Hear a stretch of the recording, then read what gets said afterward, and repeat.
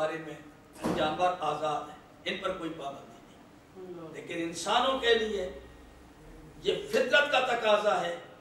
کہ جوڑا مطلوب ہوتا ہے، کس لیے؟ سکون کے لیے۔ اللہ تعالیٰ نے پہلی وجہ جو بیان کی ہے وہ یہ ہے کہ دونوں کو، مرد بھی محتاج ہے، عورت بھی محتاج ہے، اور دونوں اکٹھے ہوں تو دونوں کو سکون ملتا ہے، راحت ملتی ہے، آرام ملتا ہے، دونوں ایک دوسرے کی زندگی کا سہارا ہیں۔ یہ نہیں کہ مرد باکمال ہے اور مرد کا حق زیادہ ہے، نہیں، قانون فطرت کے مطابق دونوں کے ایک دوسرے کے اوپر حقوق ہیں، اور دونوں کے ایک دوسرے کے اوپر احسان ہے، اور دونوں ایک دوسرے کی ضرورت کو محسوس کرتے ہیں۔ اس لیے اللہ تعالیٰ نے حکم دیا ہے۔ سورہ نور کی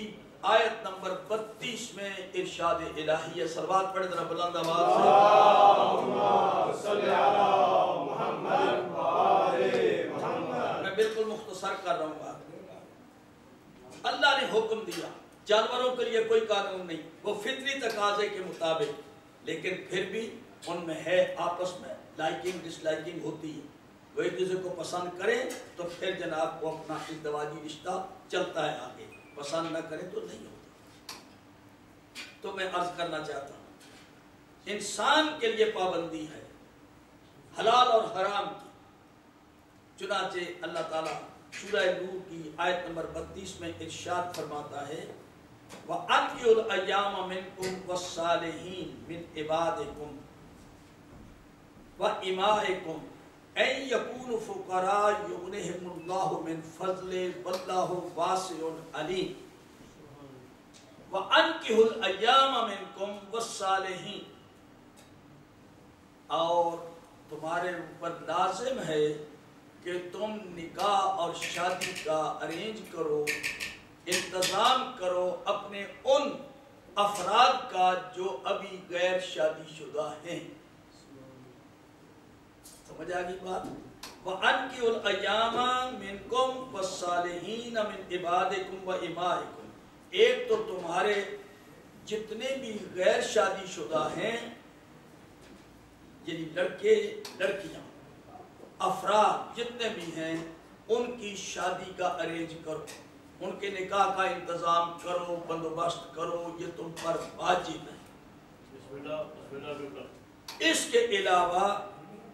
وَمِنْ عِبَادِكُمْ، یعنی وَالصَّالِحِينَ مِنْ عِبَادِكُمْ وَإِمَائِكُمْ، اور پھر تمہارے غلام، تمہارے نوکر چاکر خادم نوکرانیاں کنیزیں، اگر وہ فٹ ہوں، مناسب ہوں، تو پھر ان کا نکاح بھی تم نے کرانا ہے، تم نے ارینج کرنا ہے۔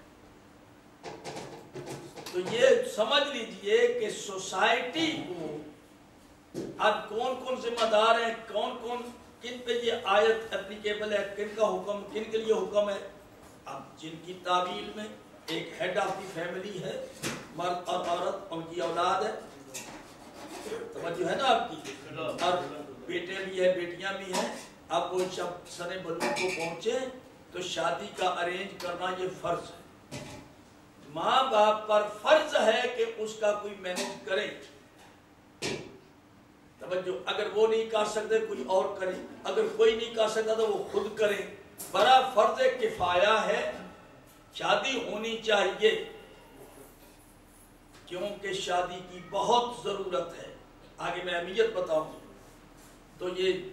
ہر انسان کے اوپر، ہر انسان کے لیے شادی ہونی لازم ہے جب وہ سن بلوغ کو پہنچ جائے، اور اس طرح نوکر ہیں، غلام ہیں، باندیاں ہیں، یا آپ کے کوئی گھر میں کام کرنے والے مرد ہیں، تو ان کو بھی آپ شادی کا ارینج کریں،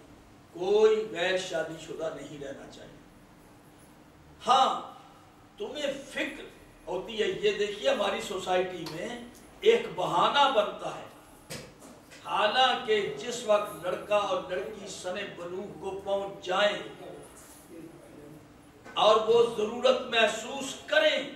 تو امام فرماتے ہیں، رسول فرماتے ہیں، ویسے شادی جو ہے وہ سنت مؤکدہ ہے، النکاح من سنتی، حضور فرماتے ہیں نکاح میری سنت ہے، سمجھ آئی؟ فمن راغب عن سنتی فلیس منی، جو میری سنت کا انحراف کرے گا، میری سنت سے بھاگے گا، تو وہ میری امت سے نہیں ہے، وہ میرا نہیں، میرا اسے کوئی تعلق نہیں ہے۔ النکاح من سنتی، میری سنت ہے۔ تو جس وقت بھی یہ محسوس ہو، امام جعفر صادق علیہ السلام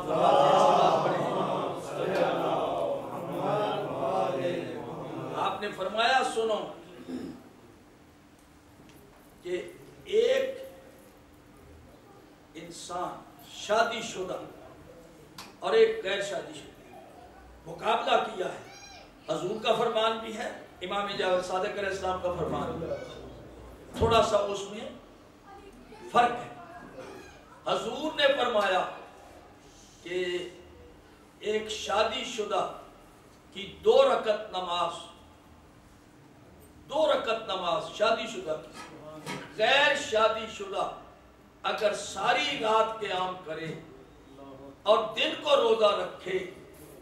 تو اس شادی شدہ کی 2 رکعت نماز کا ثواب زیادہ ہے نسبتاً اس کنوارے یا غیر شادی شدہ کے جو رات بھر عبادت کرتا رہے اور روزہ رکھے۔ امام جعفر صادق فرماتے ہیں کہ شادی شدہ عورت مرد کی 2 رکعت کی نماز افضل ہے غیر شادی شدہ کی 70 رکعت نماز نافلہ سے۔ اور جس نے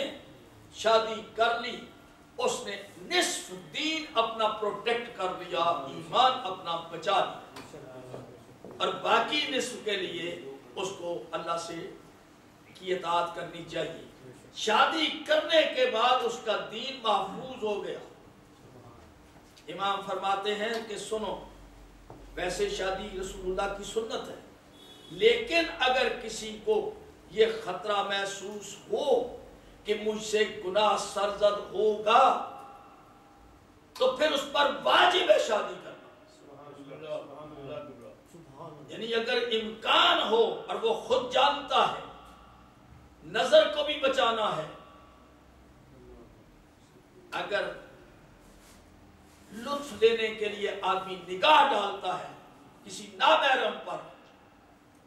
تو حضور اس کا بھی اتنا ہی گناہ ہے جتنا اس کو مس کرنے کا۔